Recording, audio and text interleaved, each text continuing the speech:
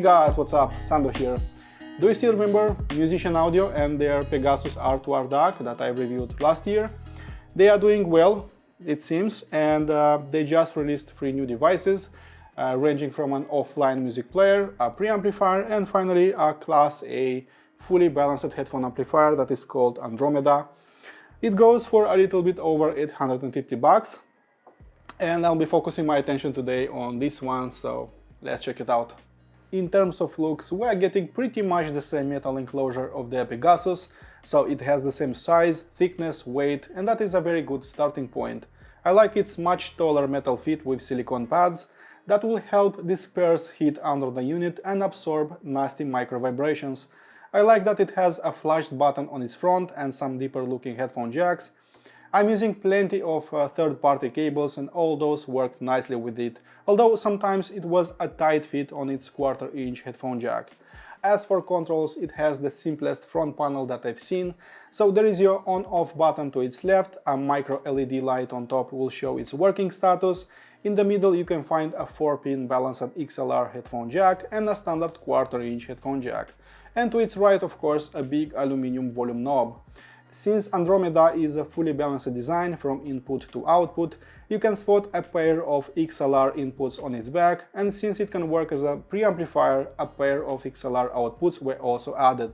As for the tech inside it, this is their first headphone amplifier and it was designed to be used in a balanced configuration for the best results. It's a fully Class A amplifier and I'm not sure if it uses JFETs, MOSFETs or bipolar transistors, since there is a big heatsink attached to them. Its output stage is draining power from an oversized O-type single crystal copper transformer, and this is pretty much the same they used in their Pegasus DAC. There are plenty of all discrete components inside. I'm spotting a big capacitance, so it can store a higher current and unleash it for harder to drive headphones. They used only audio-grade capacitors. I see only ELNA and Nikon caps, and those are always nice to have in analog amplifier designs. Andromeda outputs some 4.5 watts in 60 ohms on its balanced out and 1.1 watts on its single-ended output. Its voltage output is also doubling via its balanced out, clearly making it a balanced-only amplifier for the best results. Okay guys, let's see how it actually performs. Moving on to its sound performance, at first I wasn't that impressed by its sound and I couldn't put my finger on what exactly was missing. So it was clean sounding, it was transparent sounding, quite powerful actually, but engagement factor was just missing in action. Dynamics just were strained, it sounded quite stiff, pretty much opposed to what I would normally experience out of Class A amplifiers. So 24 hours later I left it for some burn-in and some impact returned home, some stiffness went away, but I was still longing for some more emotions coming out of this thing. So I left it play for another 24 hours, I came back and finally it was sounding much more effortless, much smoother sounding in a way. With all that said, it doesn't sound like regular Class A amplifiers that I'm usually listening to, so it doesn't sound like a Flux FI10, like a Kinky Studio THR1, like an Audio-GD D38, or like a Barson Soloist 3X. Instead of going to the overly warm, overly smooth, overly dark side, so packing muscle mass and delivering some punchy bass notes, Andromeda chooses a more non-violent path, so it's lighter on its feet, it's more linear, it's more calmer sounding in a way.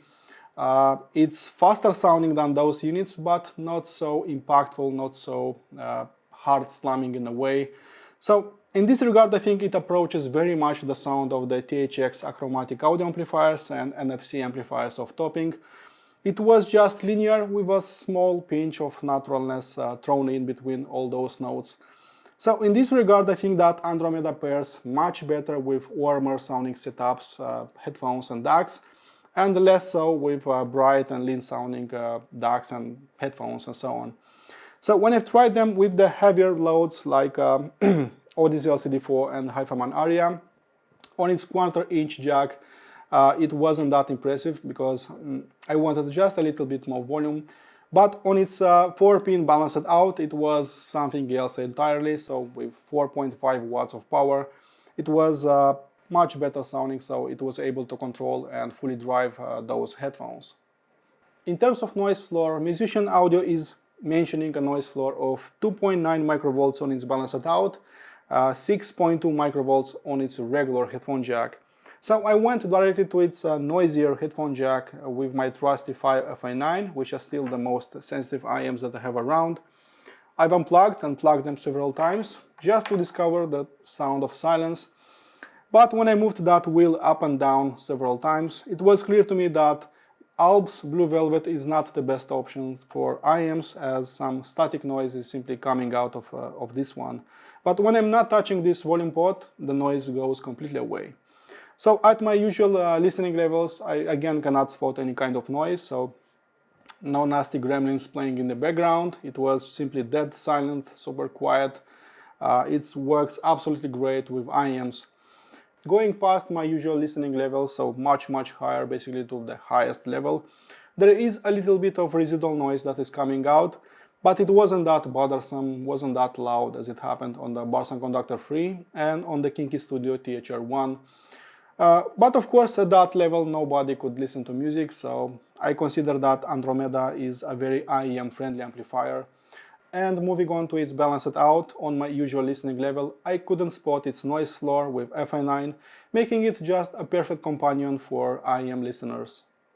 In terms of power output, at first its unusual exponential volume control made it appear as slightly underpowered, but going past its 2 o'clock position, the Kraken within was simply unleashed, and it was able to fully drive all my headphones and control their drivers fully, with the exception of one headphone, and that was Headphone Susvara, of course.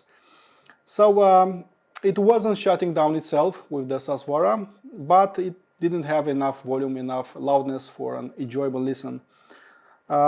With all that said, with headphones of caliber like Odyssey LCD4, Hyphaman Aria, Kennerton Wodan, RZH Phobos, it was able to fully drive all those and control their drivers nicely, keeping up with fast, impactful tunes. I think that it worked the best with warmer sounding headphones and less so with linear ones. LCD4 and Wodan were probably the best pairings with this particular amplifier. As for transparency, you should know that Andromeda is a low noise and also wide bandwidth amplifier, and that translates always into a close to perfect detailed retrieval. I think that it shines the most in this department, as I find it mostly clean, detailed and very transparent. I think it sounds more detailed compared to other Class A amplifiers, with the exception of Barson Soloist 3X, which I find slightly clearer and more detailed. So the more I was listening to it, the more it started to resemble the sound of THX achromatic audio amplifiers like SMSL SP400 and Benchmark HPA4. So it was definitely going into that direction, so choosing a more linear, transparent sound. When I connected it to an audio byte Hydrovox, Andromeda was able to fully preserve its liquidity. Music just became real sounding, like a digital to analog conversion wasn't happening at all. In terms of transient response, at first I was let down by its limited dynamics, but 2 days later some of that bass lamp, some of that impact returned back, so of course it sounded much nicer. What is kind of interesting is that Andromeda is not putting a higher accent on its bass delivery, how usually Class A amplifiers are doing. Instead, it chooses to have a more linear approach, so a more linear frequency response, a faster pace, a more detailed sounding, and not a that thunder-like bass rendition, how I've heard on the Flux FA10 and Barson Soloist 3X. It makes me even more curious what hides behind that aluminum heatsink. And after firing some lightning fast tunes that are challenging even the fastest sounding amplifiers, Andromeda was able to keep up with the rising tempo of my electronica pretty easily. It was also propelling those notes back and forth like a machine gun, and it easily passed the speed test with high marks. I longed just for a deeper bass response and sometimes for a longer sustain, but it's nice to have a different tuning this time around. In terms of soundstage and depth, since Andromeda is not exactly a powerhouse and a really hard puncher, how I describe some other amplifiers, I find its soundstage level just to be decent or above decent. So I still think it sounds more open, more wide, more holographic in a way compared to any portable device, even to high-end DAPs and so on, it still cannot reach the Soundstage level of Flux FA10 or of Barson Soloist 3X. In its defense, I'll say that it sounds pretty much the same in here compared to a benchmark HPA4 that I'm using daily, on the same level with a Topic A90 and on the same level with a Sparkos Labs Aries. So it's decent in here, it still moves quite a lot of air. Bass is also pulsating, you can hear those layers and layers of bass. But again, not that impressive in terms of soundstage. Nothing is really wrong about that, as many amplifiers are sounding like this, but it wouldn't impress a soundstage addict and it wouldn't increase the overall picture that I see in front of me. So it still sounds quite precise when it came to depth information, as I could easily appreciate the distance between every musical note and myself. I could easily pick those low intensity notes from the backstage, and it wasn't creating that cozy and almost claustrophobic sound that entry-level THX amplifiers are doing. Moving on to its preamplifier performance, it wasn't that comfortable for me using it in my setup because it doesn't have a remote control. But in a near-field desktop setup with some powered monitors, with some powered speakers in front of you, it should work absolutely great. So the first thing that I observed is that it was absolutely dead silent in my setup. So I approached those UniQ drivers and I couldn't spot any kind of noise. So that is already a very good sign.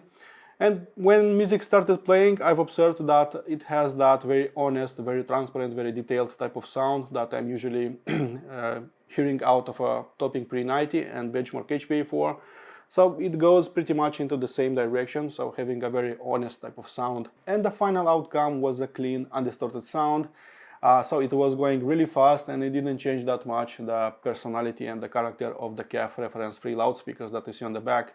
And then swapping the Element X with an AudioByte Hydravox and then with a Gustard X26, the sound shifted immediately from clean to euphonic and liquid and then back to transparent and powerful. As for frequency response, I found sub-bass notes mostly with bass-oriented headphones like Odyssey LCD4 and Kennerton Wodan.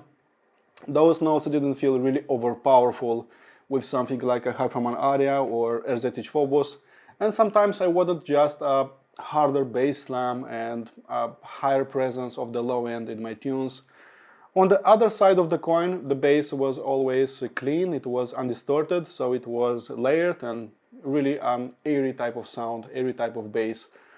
It was ethereal sounding sometimes, and it was lacking just a little bit of body and weight.